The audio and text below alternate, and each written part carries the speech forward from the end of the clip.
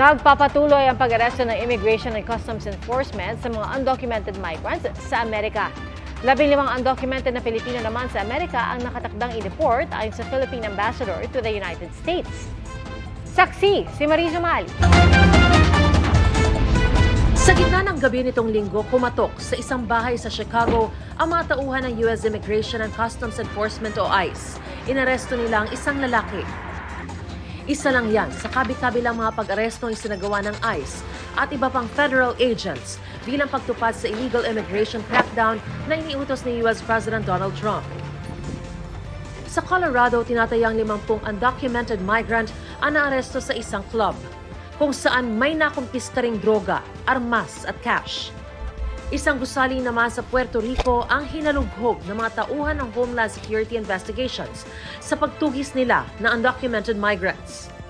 Ayon sa White House nitong Huwebes, nakapagtala ng 538 arrests ang ICE sa buong Amerika, mas mataas kumpara sa daily average ng mga inaresto ng ICE noong 2023 at 2024. Ayon sa White House Border Czar, asahan pang tataas ang bilang ng mga pag-aresto at posibleng gawin ng mga ito maging sa loob ng mga paralan at simbahan.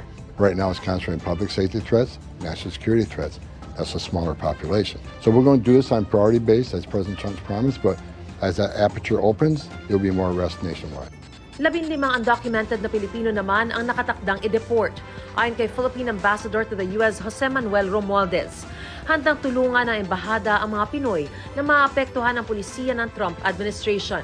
Karamihan sa mga undocumented na Pinoy ay mga hindi nag-renew ng kanilang work permit. Payo ni Romualdez, ayusin nila ang kanilang mga dokumento.